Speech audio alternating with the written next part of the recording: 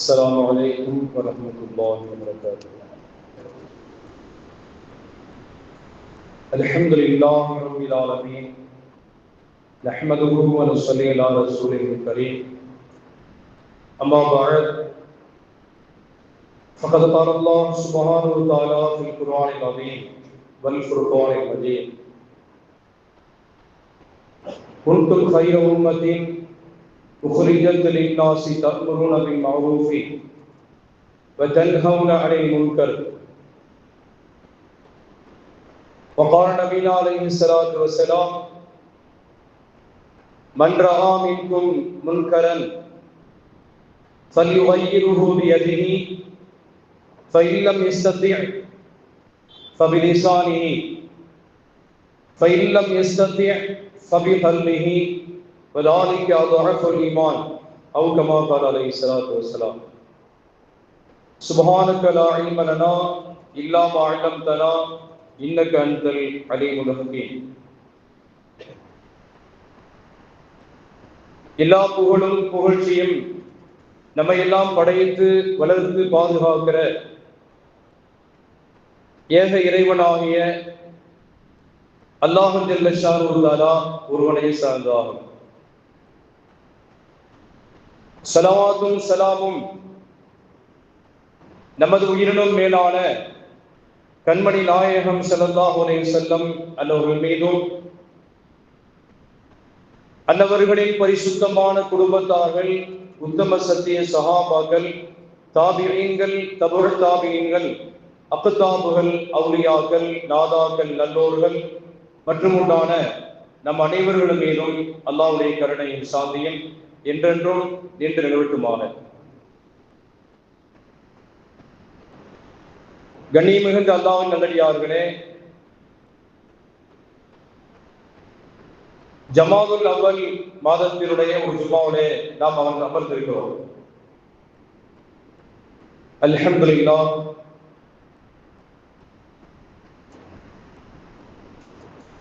ஒரு மூமினை பொறுத்தவரை அவர் இந்த உலகத்திலேயும் எவ்வாறு கவனத்தோடு வாழ வேண்டும் என்பதை திருமறை அல் குர்ஆனும் அண்ணல் பெருமானார் ஸல்லல்லாஹு அலைஹி வஸல்லம் அவர்களுடைய அருள்மொழியும் நமக்கு அற்புதமான வாழ்க்கை நெறிமுறைகளை சொல்லித் தருகிறது. அதே போன்று மறுமை பயணத்துறை வாழ்க்கையிலையும் எவ்வாறு தோற்று போய்விடாமல் நம்முடைய வாழ்க்கையை வெற்றி பாதையில் அமைத்துக் கொள்ள வேண்டும் என்பதை என்கிற இலக்கணத்தையும் அல்லாஹும் ரசூலும் நமக்கு தெளிந்த நீரோடையாக சொல்லி தந்திருக்கிறார்கள்.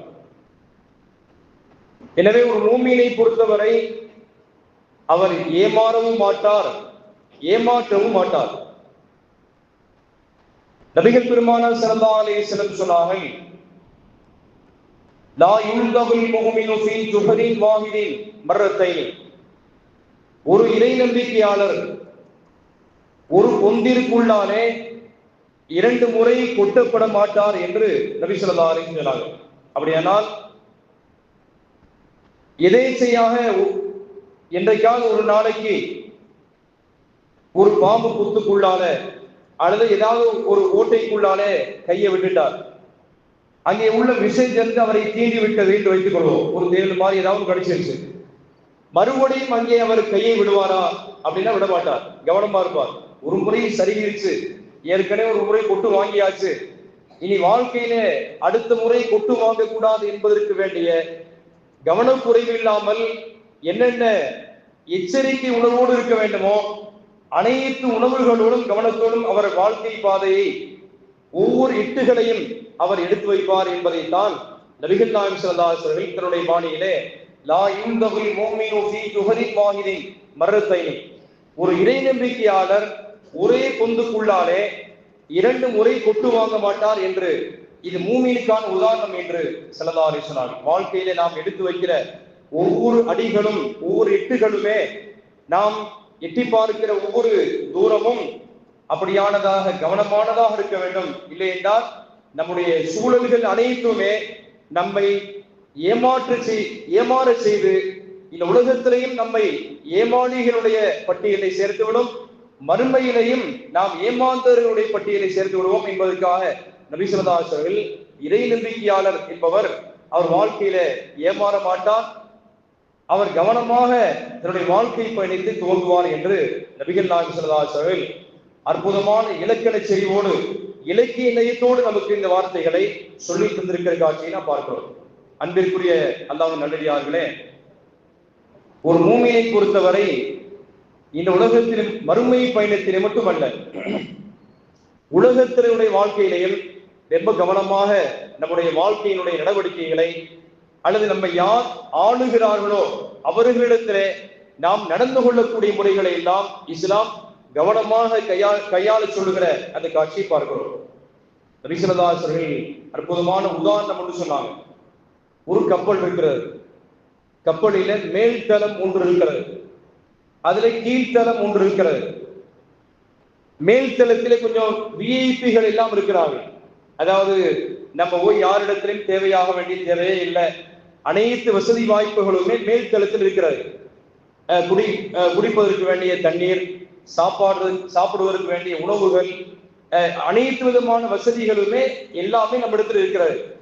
நம்ம கீழ்த்தளத்திலே உள்ளவர்களை நோக்கி போக வேண்டிய தேவை இல்லை அப்படிங்கிற அம்சத்துல மேலே உள்ளவர்கள் இருக்கிறார்கள்.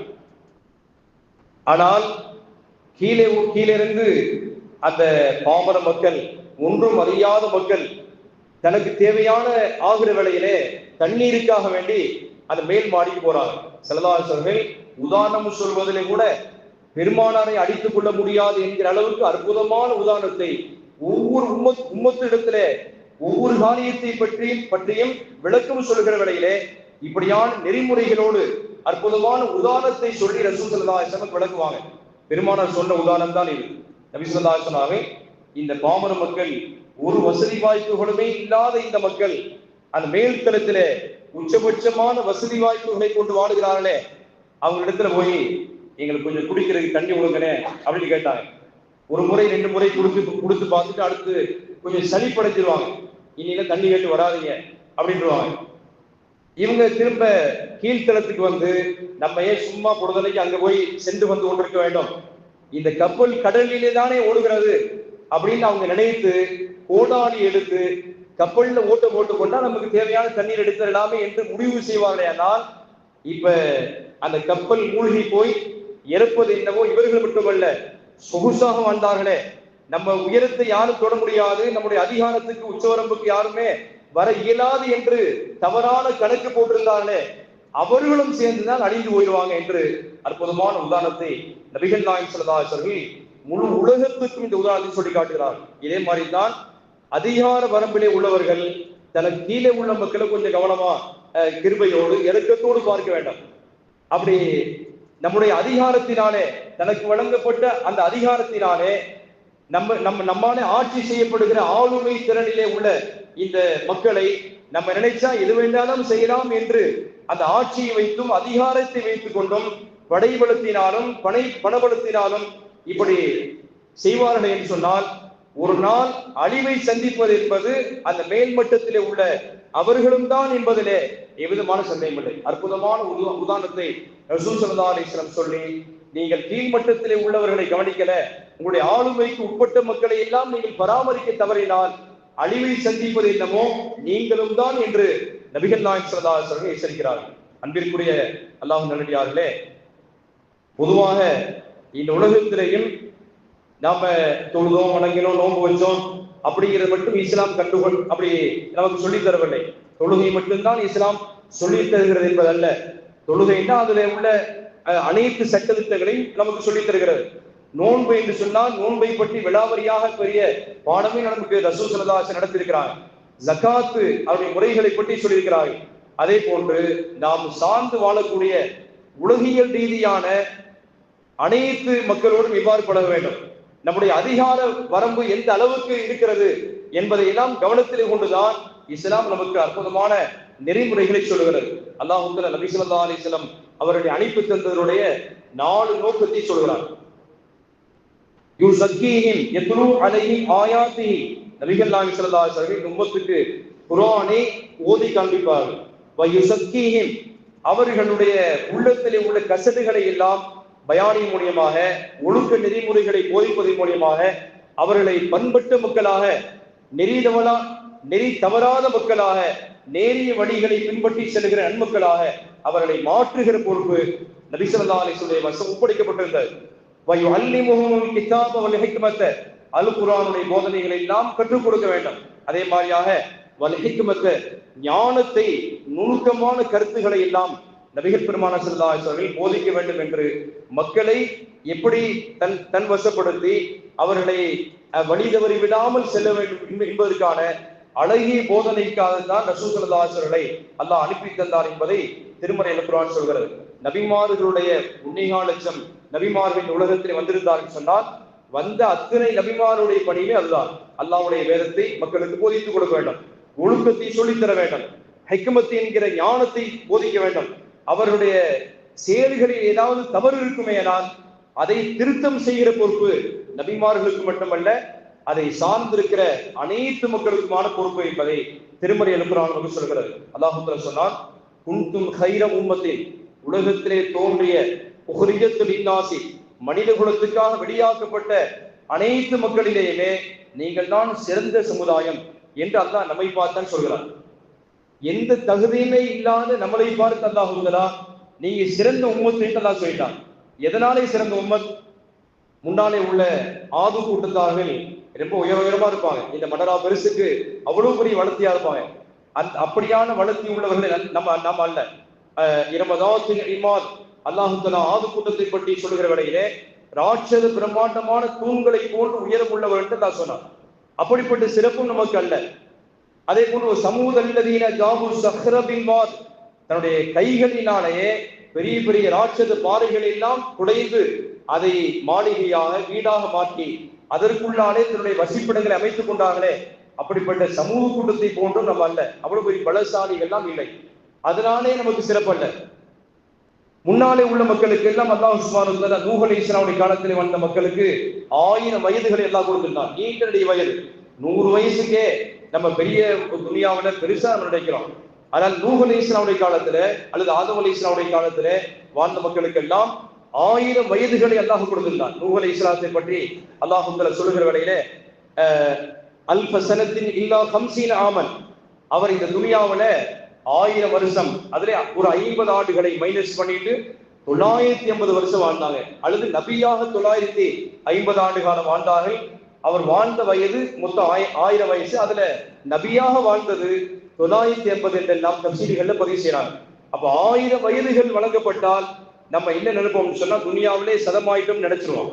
அப்ப 1000 வருஷத்துக்கு தேவையான என்னென்ன பொருளாதாரத்தை சேர்க்கணுமோ, 1000 வருஷத்துக்கு வேண்டிய வீடு வாசல் இப்படி கட்டணும், இங்கிற பிளான் எல்லாம் நமக்கு உடனுக்குடன் ஒடியாக்குறோம். ஆனால் நூஹ் அலைஹிஸ்ஸலாம் அவர்கள் இந்த துனியாவை சதமா நினைக்கிற 1000 வருஷம் வாழ்ந்து கூட அப்படியான பாக்கியத்தை பெற்ற நூஹ் அலைஹிஸ்ஸலாம் அவர்களும் அவருடைய உம்மத்துகளும் அல்லாஹ்வை சார்ந்திருந்தார்கள், இறை நம்பிக்கையிலே ஜொலித்திருந்தார்கள். ஆனால் அந்த சிறப்பும் நமக்கு அல்ல. வயதிலேயுமே நபி ஸல்லல்லாஹு அலைஹி வஸல்லம் அஅமார் உம்மத்தி மா பைன 60 வ 70, என்னுடைய உம்மத்திற்கான வயது சராசரியாக 60க்கும் 70க்கும் மத்தியிலே உண்டான இடைப்பட்ட வயதுதான். சொன்னது மாதிரியாகவே ஸல்லல்லாஹு அலைஹி வஸல்லம் 63 வயதிலே மறுமை பயணத்தை அடைந்து விட்டார்கள்.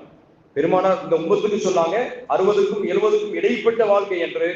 சொன்னது மாதிரியாகவே நாயகம் ஸல்லல்லாஹு அலைஹி வஸல்லம் 63 வயசுல மறுமை பயணத்துக்கு சென்று விட்டார்கள். அப்ப வயதிலேயும் நீண்ட வயது கொடுக்கப்பட்டவர்கள் நாம் அல்ல. அதே போன்று உயரத்திலேயும் சிறந்தவர்கள் அல்ல. இப்படி எந்த வகையான சிறப்பம்சமுமே முன்னாடி வாழ்ந்த உம்மத்தை போன்ற நம்மிடத்தில் இல்லை. ஆனாலும் அல்லாஹ் சொன்னான், குன்தும் கைர உம்மத்தி, இதுவரை வந்த சமுதாயத்திலே ஆதம் அலைஹிஸ்ஸலாமுடைய கூட்டத்திலேயும் நூஹ் அலைஹிஸ்ஸலாமுடைய அந்த உம்மத்து இருக்கிறாங்களே, இப்ராஹிம் அலைஹிஸ்ஸலாத்தை பின்பற்றிய மக்கள் இருக்கிறாங்களே, மூசா அலைஹிஸ்ஸலாத்துடைய அந்த உம்மத்து இருக்கிறாங்களே, அந்த கௌமுகள் இருக்கிறாங்களே, அவர்கள் எல்லாம் தாண்டி நீங்கள் தான் சிறந்த உம்மத். அல்லாஹ் நம்மை பார்த்து தான் உம்மத் என்று சொல்கிறார். முன்னாலே வாழ்ந்தவர்களுக்கெல்லாம் கௌமி என்று பெயர். அல்லாஹ் முன்னாலே கௌமி மூசா கௌமி இப்ராஹிம் அலைஹிஸ்ஸலாமுடைய மக்கள் என்று அல்லாஹ் சொன்னான். இந்த உம்மத்தினுடைய நோக்கம் என்ன? எதனாலே அல்லாஹ் நம்மை பார்த்து உம்மத் ஒரு சமுதாயம் என்று அல்லாஹ் சொன்னான் என்று சொன்னால், இப்ராஹிம் அலைஹிஸ்ஸலாத்தை குறித்து அல்லாஹ் பேசுகிற வேளையிலே இந்த இப்ராஹிமுக்கான உம்மத்தன் ஒரு சமுதாயம் என்று சொன்னால் என்னென்ன சேவை செய்யணுமோ அந்த சேவையெல்லாம் இப்ராஹிம் அலைஹிஸ்ஸலாம் இடத்துல இருந்தது. இப்ராஹிம் அலைஹிஸ்ஸலாம் தனி நபர் அல்ல. திருக்குர்ஆன் சொல்கிறது கான உம்மத்தன், ஒரு சமுதாயம் செய்ய வேண்டிய சேவைகளை எல்லாம் அவர் சிறமேற்கொண்டு தானே இந்த உம்மத்துக்காக அல்லாஹ்வுக்காக அதை செலுத்தி காட்டினார், செய்து காட்டினார் என்று அல்லாஹ் சொல்கிறார். எனவே இந்த உம்மத்திற்கான பணி என்ன? எதனாலே நீங்கள் சிறந்தவர்கள் என்று சொன்னால் தஅமுருன பில் மஅரூஃபி, நல்ல விஷயத்தை மக்களுக்கு சொல்லணும், நன்மையை சொல்லுவது நம் மீது கடமை. வ தன்ஹவுன அனில் முன்கர், தீமை எங்கே நடந்தாலும் அதை சொல்வது, முடிந்தால் தடுப்பது இந்த உம்மத்தின் மீது கடமை இருக்கிறது. எனவே கண்டும் காணாமல் விட்டால் கப்பல் எப்படி கவிழ்ந்து விட்டதோ இது மாதிரி இந்த உம்மத்து கண்டு காணாமல் போகக்கூடாது. எனவே அதிகார வர்க்கத்துக்கு முன்னாலேயும் சரி அல்லது ஆளுமை வர்க்கத்துக்கு முன்னாலேயும் சரி, யார் எக்கேடு கேட்டால் எனக்கு என்ன, எனக்கு நான் சேஃப்டியா இருக்கிறேன் அப்படிங்கிற மாதிரி சென்று விட்டோமேனால் அழிவை சந்திப்பது என்பது நிச்சயமானது என்பதை அல்லாஹ்வும் ரசூலும் நமக்கு எச்சரிக்கிறார். எனவேதான் அல்லாஹ் தஆலா சொன்னான், நீங்கள் சிறந்த உம்மத் எதனால் தெரியுமா? உஹ்ரிஜத் லின்னாஸி தஅமுருன பில் மஅரூஃபி வ தன்ஹவுன அனில் முன்கர், தீமை எங்கு நடந்தாலும் அதை தடுத்து நிறுத்தாட்ட வேண்டிய கடமை உங்கள் வசம் ஒப்படைக்கப்பட்டிருக்கிறது. எனவேதான் நீங்கள் சிறந்த உம்மத்தாக இருக்கிறீர்கள் என்று அல்லாஹ் சொல்கிறான். நபி ஸல்லல்லாஹு அலைஹி சொன்னாங்க, மன் ரஆ மின்கும் முன்கரன், உங்களில் யாராவது மார்க்கத்துக்கு முரணான, அல்லாஹ் ரசூலுக்கு பிடித்தமில்லாத ஒரு முரணான ஒரு காரியத்தை நீங்கள் கண்ணால பார்த்தா, ஃபல்யுகையிருஹு பியதிஹி, உங்களுக்கு திறமை இருந்தால், உங்களால முடிந்தால் அதை கையினால் தடுங்க.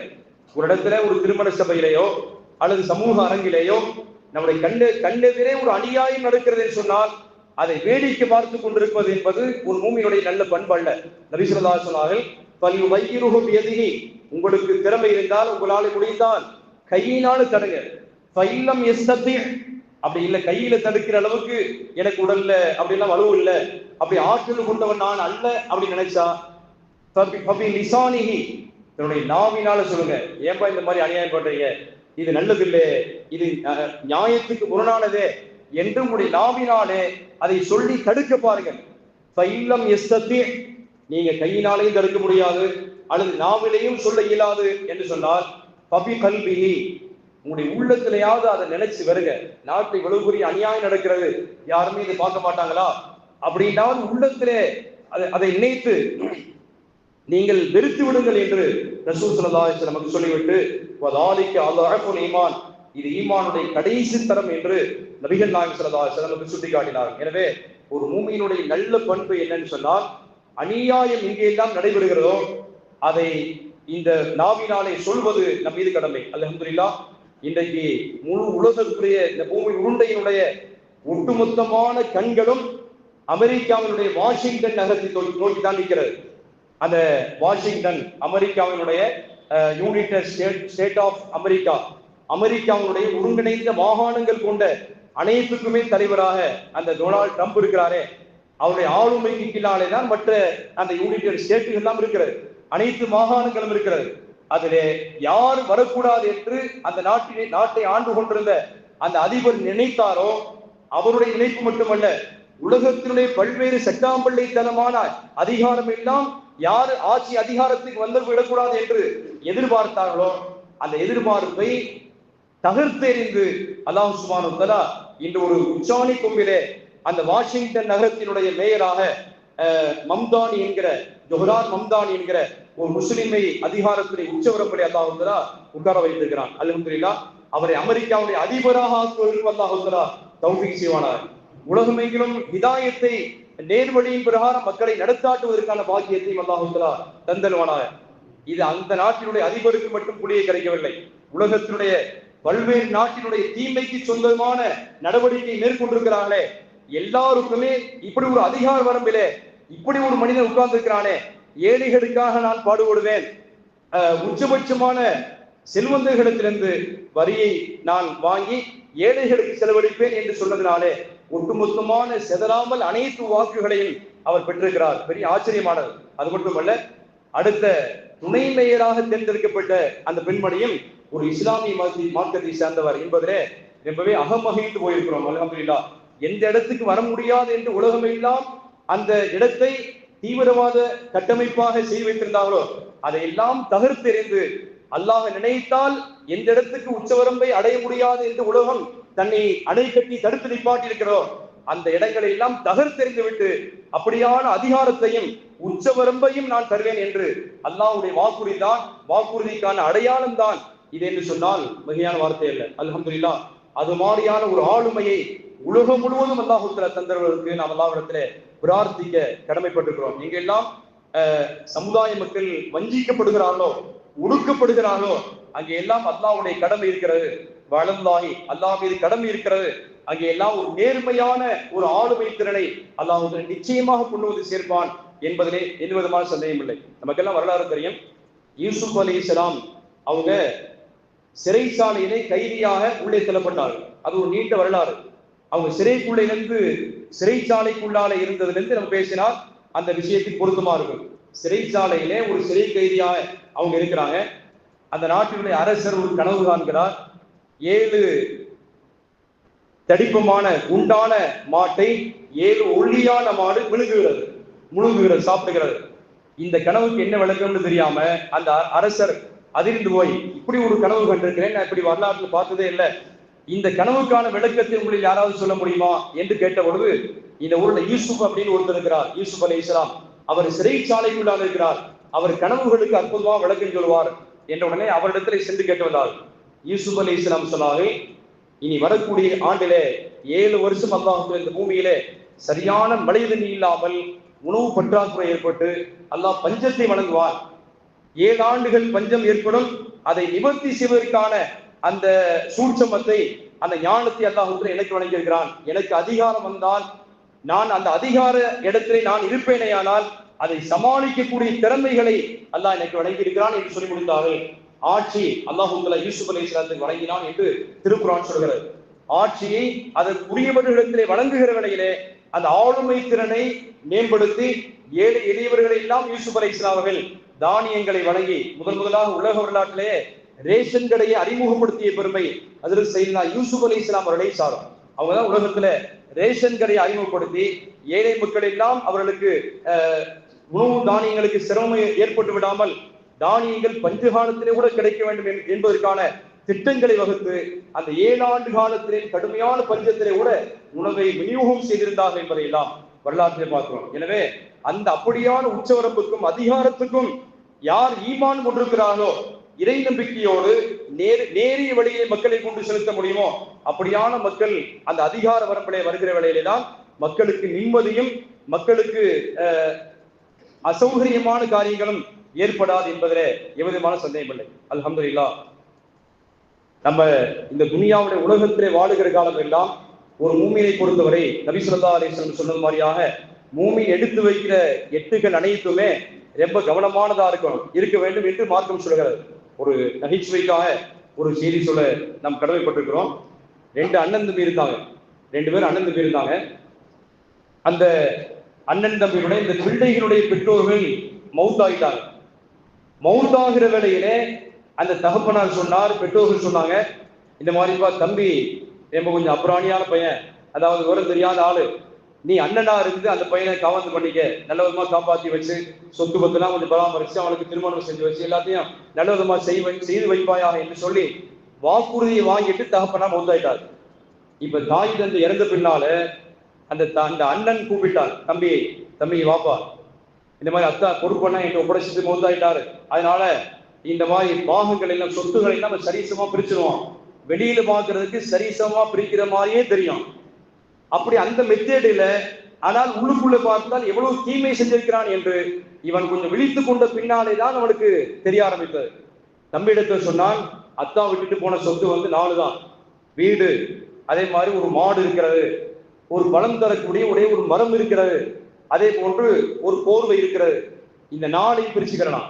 வீட்டுல மாடி வீடு இருக்கிறது, அதை நான் வச்சுக்கிறேன், நீ கீழ் வீட்டை நீ வச்சுக்க. சரிங்கண்ணா. மாடி வீடு எதற்காக சொன்னால், மாடி வீட்டையும் பயன்படுத்திக்கலாம், அதுக்கு மேல மொட்டை மாடியிலும் போய் ஏதாவது பயன்படுத்திக் கொள்ளலாம் என்கிற அடிப்படையில் அண்ணன் அப்படி பிரிச்சான். தம்பி சரின்ட்டார். அதுக்கு அடுத்தபடியாக மாடு இருக்கிறதே, முன்பகுதி கூட உனக்கு, பின்பகுதி எனக்குன்னா, அதாவது தம்பி தீனி வச்சா அது மாதிரி கொடுத்த தண்ணியை கொடுத்தாக்க பாலை கலந்து குடிக்கலாம் ஐடியாவில் அந்த மாதிரி செஞ்சுட்டான். பரவாயில்ல, அண்ணன் சரிவாதியாக பிரிச்சிருக்கிறாரு, முன்பகுதி எனக்கு, பின்பகுதி உனக்குன்னா. மரம் இருக்கிறதே, மேல் பகுதி கூட எனக்கு, கீழ்ப்பகுதி உனக்குன்னா அண்ணன். அதாவது கீழே நீ தண்ணி ஊற்றி அதுக்கு உரம்லாம் வச்சுட்டா பழத்தை மட்டும் முடிஞ்சு ஒரு சாப்பிடலாம்னு ஐடியாவில் அப்படி சொல்லிட்டார். இதை ஏமாந்து போன தம்பி அண்ணன் கரெக்டா பாதியா கரெக்டா பிரிக்கிறாருன்னு நினைச்சு கொண்டு மரத்துல மேல் பகுதி எனக்கு கீழ் பகுதி உனக்குண்டான் சரியா பிரிச்சிருக்கிறார். அடுத்து போர்வை இருக்கிறது, தம்பி பகல் பூரா நீ பொத்திக்கப்பா, இரவுல நான் பொத்தி படுத்துக்கிறேன் அப்படின்னா. அதாவது ஒரு நாளைக்கு இரவு பகல் தானே இருக்கிறது, பகல்ல நீ வச்சுக்க, நைட்டு நான் வச்சுக்கிறேன்டா. ரொம்ப கடுமையான குளிர்காலம் வந்தது, போர்வையினுடைய தேவை ஏற்பட்டது. அண்ணன் பொத்தி ஜம்முட்டு படுத்திருக்கிறார், வேற வழி இல்லாம தம்பி நடுங்கி கொண்டு படுத்திருக்கிறான். அப்ப விவரம் தெரிஞ்சு ஒருத்தர் சொன்னா, உன்னை இழிச்சவன் ஆக்கி வச்சிருக்கிறான் உங்க அண்ணன். அண்ணன் தம்பி யாரும் கோச்சிக்கிற கூடாது, ஒரு கதைக்காக நான் சொல்கிறேன். நம்ம கதையெல்லாம் அதற்கு ஜும்மான சொல்றாங்க, யாரும் தவறா புரிஞ்சுக்கிற வேண்டாம். அந்த அடிப்படையில அப்ப தம்பிகிட்ட கொஞ்சம் நீ விவரமா பொழைச்சாதான் நீ ஏமாற மாட்டா என்று சொல்லிக் கொடுத்த பின்னாலே தான் அந்த சமுதாயம் விழித்துக் கொண்டது. அந்த தம்பி விழித்துக் கொண்டார். அவன் சொன்னான், இரவு நேரத்துல எங்க அண்ணன் கடுமையான குழுவுல நான் இருக்கிறேன், நடுங்கி கொண்டிருக்கிறேன். இரவு நேரத்துல அண்ணன் பெட்ஷீட் பொத்தி படுத்திருக்கிறார், எனக்கு அப்படி வாய்ப்பு இல்லாம இருக்கிறேன். அப்போ சொன்னானா, நீ பகல்ல உனக்குள்ள வாய்ப்பு தானே, அந்த பெட்ஷீட்டை நீ பகல் பூரா ஒரு வாளியில நிறைய தண்ணி ஊற்றி வச்சு அதுல பெட்ஷீட் போட்டு வச்சிரு அப்படின்னா. அதே மாதிரி அண்ணன் போய் கேட்டார், பெட்ஷீட்டை கொடுப்பான். தம்பி சொன்னாரு, அந்த வாளியில ஊறிக்கிட்டு இருக்கேன், என்ன இப்படி தண்ணியில முக்கி வச்சுட்டு, பகல்ல என் பொறுப்பு, நான் என்ன செய்ய வேண்டாம், இரவனை இங்கே பொத்தி படுக்கிறது. இந்த மாதிரி கதை ஆகிவிட்டது. வீட்டிலே மேல் மாடியில இருந்து ஒரே கூச்சல் குழப்பம் கும்பாலமா இருந்தது. கீழே இருந்து தம்பி சத்தம் போடான், அண்ணே மேல் மாடியில இருந்து நீங்க எப்படி ஒரு ஆட்டம் போட்டீங்கன்னு சொன்னா எங்களால கீழே நிம்மதியா இருக்க முடியல, அது மேல உள்ளது என் பகுதி, நான் என்னமும் செய்ய வேண்டாம். இவன் கடப்பாறை எடுத்து கீழே வீட்டை போய் அடிச்சான். தம்பி ஏன் இடிக்கிற, இல்ல மேம்மாடி உனக்குரியல, கீழே உள்ள வீடு எனக்குரியது அப்படின்னா. விழித்து கொண்ட பின்னாலேதான் அவன் உணர்ச்சி பெற ஆரம்பித்தான், அவன் தெரிந்தான் என்பது வரலாறு. இது கதைக்காக சொல்லப்படுகிற செய்தி அல்ல. இவன் உரம் வச்சு தண்ணி வச்சதெல்லாம் மேல பலமாக பிடித்து அவன் சாப்பிடுகிறானே, கீழே வேரோட வெட்டுனா அதுக்கு பின்னாடி மரம் யாருக்குமே பிரயோஜனம் இல்லாம போயிடுச்சு. மாட்டிலே தண்ணீர் வைக்க இவன் பால் கறந்து இவன் குடிக்க, கடைசியாக தண்ணீரும் பருத்தி கூட்ட புண்ணாக்களை வைக்கல, அவனுக்கு பால் குடிக்க வேண்டிய தேவை இல்லாமல் போயிடுச்சு. அப்ப எப்பொழுது சமுதாயம் உணர்ச்சி பெறுகிறார்களோ, விழித்துக் கொள்ளுகிறார்களோ, அதுவரை நம்மளை உலகம் அரைக்கிறதுக்கு ஒரு கூட்டம் இருந்து கொண்டே இருக்கும் என்பதிலே எவ்விதமான சந்தேகம் இல்லை. மூமீன்கள் எந்த ஒரு காலகட்டத்திலேயுமே தான் எடுத்து வைக்கக்கூடிய ஒவ்வொரு அடிகளையும் ஒவ்வொரு நடைகளையும் நம்ம கவனமாக எச்சரிக்கையாக நம்ம இருந்து பயணிக்க வேண்டிய கடமையும் பொறுப்பு நமக்கு இருக்கிறது என்பது எவ்விதமான சந்தேகம் இல்லை. அன்பிற்குரிய அல்லாஹ் நல்லடியார்களே, அது போன்றுதான் இன்றைக்கு இந்திய தேர்தல் ஆணையத்தின் மூலியமாக கடந்த நவம்பர் 4ஆம் தேதியிலிருந்து டிசம்பர் 4ஆம் தேதி வரைக்கும் ஒவ்வொரு தேர்தலுக்கு தகுதியான வாக்குரிமை பெற்ற அனைவருக்கும் ஒரு பாரத்தை கொடுத்து அதுல பூர்த்தி செய்து தேர்தல் ஆணையத்திடத்தில் வழங்குவதற்காக வேண்டிய இடத்துல சொல்லியிருக்கிறாங்க. அது சம்பந்தமான விளக்கத்தை நம்ம அதுல உள்ள பயணிக்கக்கூடிய சகோதரர்கள் நம்ம இடத்துல இருக்கிறாங்க. அவங்க இடத்துல அந்த பாரத்தை எப்படி புல்லப் பண்ணி அதுல மிஸ் ஆகி விடாமல் நம்முடைய டெலிபோன் நம்பர், நம்முடைய முழு அட்ரஸ், நம்முடைய இப்பொழுது எடுத்திருக்கும்படியான புகைப்படங்கள், இந்த அனைத்தையுமே ஒட்டி நம்ம உரியவர்களிடத்துல ஒப்படைத்தாக வேண்டும். இப்பொழுது தவறு விட்டு விட்டோம் என்று சொன்னால் அடுத்து கிடைக்க முடியாத சூழ்நிலை கூட ஏற்பட்டுவிடும் என்பதில் எவ்விதமான சந்தேகம் இல்லை. எனவே காலதாமதம் இல்லாமல் அதை பின்னாடி பார்த்துக்கலாம் என்று தள்ளி போற்றாம இன்ஷா அல்லாஹ் உரிய நேரத்திலே அதற்குரிய ஆவணங்களை தயார் செய்து நாம் அதிகாரிகளிடத்திலே வழங்க கடமைப்பட்டிருக்கிறோம். எனவே பொதுமக்களை ஆளக்கூடியவர்கள் நல்லவர்களாக வர வேண்டும் என்பதிலே எவ்விதமான சந்தேகம் இல்லை. அதற்காக வேண்டிய நல்ல துவாக்களை நாம் செய்து நம்மை ஆளுவதற்கு அல்லாஹும் ரசூலும் எப்படியான ஆட்சியாளர்களுக்கு இருக்க வேண்டும் என்று அல்லாஹ் ரசூல் விரும்புகிறார்களோ அப்படியான ஆளுமை திறன் கொண்டவர்களை நாம் தேர்ந்தெடுப்பதற்கு நமக்கான அதிகாரங்களை நாம் தக்க வைத்துக் கொள்ள வேண்டும். அதற்கு தான் ஒரு விரல் புரட்சி என்று சொல்கிறானே, ஒருவேளை கரணம் தப்பினால் மரணம் என்று சொல்கிறோமே, அந்த அளவுக்கு உண்டான கால சூழ்நிலைகளிலே நாம் வாழ்ந்து கொண்டிருக்கிறோம். அல்லாஹ் சுப்ஹானஹு வ தஆலா முழு சமூக மக்களையும் அல்லாஹ் பாதுகாத்து நமக்கு மேலே ஆளுமையிலே உள்ள அந்த மக்களை அல்லாஹ் நேரிய நன்மக்களாக ஆக்கி இந்த முழு உலகத்தையும் வெற்றியின் பாதையிலே, ஹிதாயத்தின் பாதையிலே, நேர்வழிக்கான வழியில் நடத்தாட்டக்கூடிய நற்பாக்கியத்தை அல்லாஹ் தஆலா அவர்களுக்கும் நமக்கு வழங்கியல்வானாக. வாஹிர் தவானி அல்ஹம்துலில்லாஹி ரப்பில் ஆலமீன். அஸ்ஸலாமு அலைக்கும் வரஹ்மத்துல்லாஹி வபரகாத்துஹு. சுன்னத்துல்லாஹி சுன்னத்துல்லாஹி.